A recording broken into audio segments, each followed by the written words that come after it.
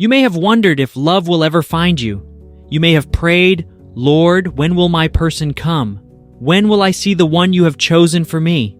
And God is reminding you through the story of Ruth and Boaz. He knows how to arrange divine encounters. Ruth wasn't chasing after a husband. She was simply faithful. She stayed committed to Naomi. She walked humbly with God, and she placed herself where his plan could unfold. And in that field of obedience, she met Boaz. And Ruth the Moabitess said unto Naomi, "Let me now go to the field, and glean ears of corn."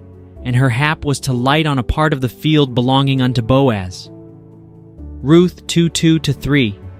It may have seemed like coincidence, but it was God's providence. The Lord directed her steps to the exact place where her destiny was waiting. And that's what He is saying to you. I am guiding you. You are not walking blindly. Every step you take in faith is moving you closer to the one I have chosen for you. The steps of a good man are ordered by the Lord, and He delighteth in His way. Psalm 37:23. Boaz too was prepared. He was a man of integrity, generosity, and honor. And when he saw Ruth, he didn't just see her. He recognized the character and faithfulness in her life. That is how covenant love begins, in recognition of God's work within one another. And Boaz answered and said unto her, It hath fully been showed me all that thou hast done unto thy mother-in-law. The Lord recompense thy work. Ruth 2:11-12.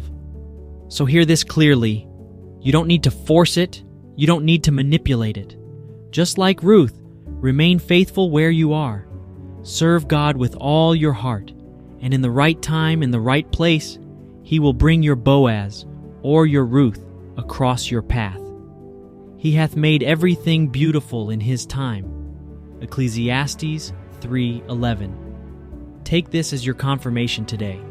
God is saying, your partner will come your way, like Ruth and Boaz. It will be natural, it will be peaceful, and it will be ordained by Him. This is the Lord's doing.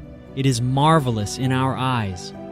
Psalm 118:23.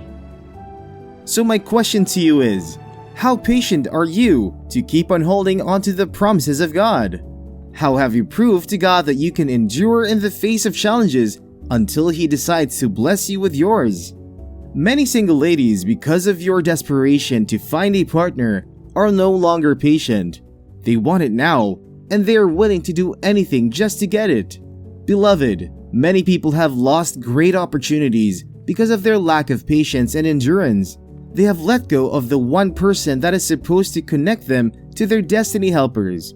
So take a stand today and tell yourself that you are going to be more patient and endure the challenges that you are going through.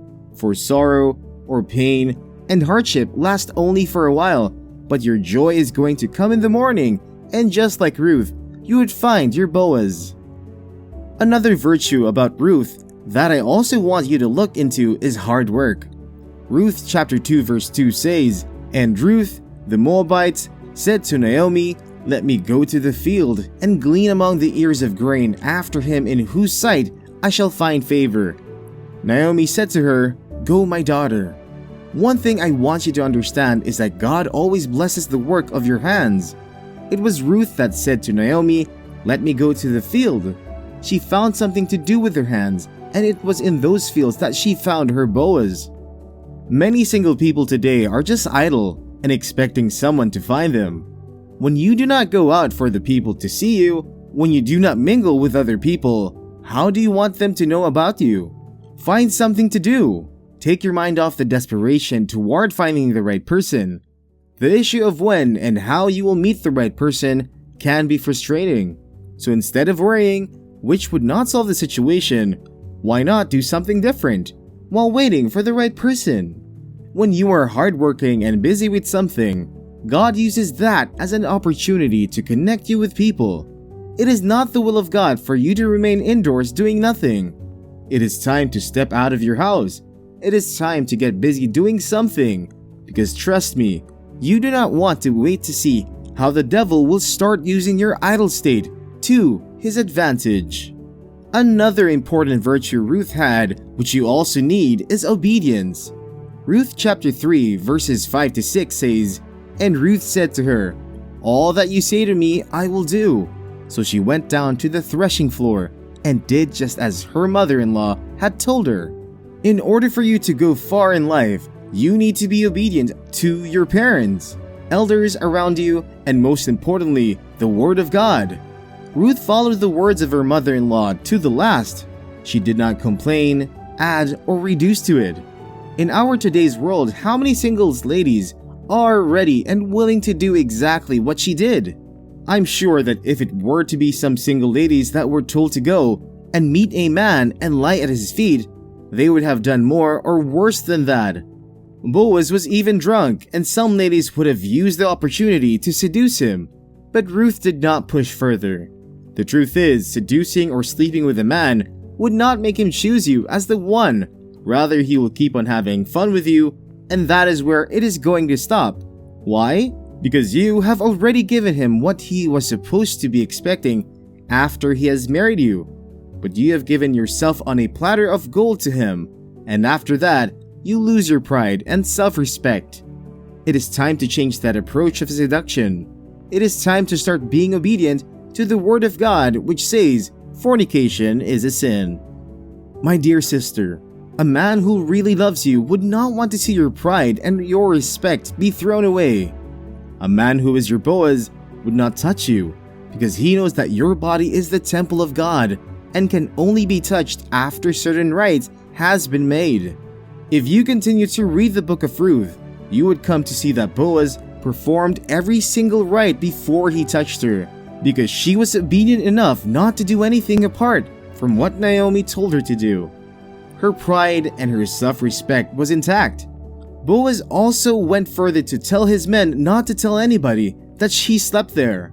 Beloved, if you only stick and obey the words of God, follow his instructions to the very end, then definitely the same God that made Ruth to find Boaz would help you find a man who is God-fearing and kind that will love and protect your integrity. Finally, I want to talk about favor. Without favor, you really cannot go far in life, and until God blesses you with his favor, all of your efforts will be in vain. Ruth found favor in the sight of Boaz. Ruth chapter 2 verse 13 says, "Then she said, 'Let me find favor in your sight, my Lord. For you have comforted me and have spoken to the heart of your maidservant, though I am not as one of your maidservants.'" As you continue to go on in your daily life and still trusting God for the one, I want you to keep asking God for his mercies and favor. Favor is not gotten because you merited it, but because God decides to show his mercy. When God decides to show you his favor, men who ordinarily would not look at you will begin to see your worth and value. It does not matter if you have been getting it wrong and you feel you are not worthy of his favor. Do not worry, because God's mercies will change your story. Shun from all your immoral ways, trust and obey his word, and definitely God's favor will locate you, and just like Ruth, you will meet your Boaz. Forget about your age. Forget about the wasted years. God, who is the owner of time, is about to do something new in your life.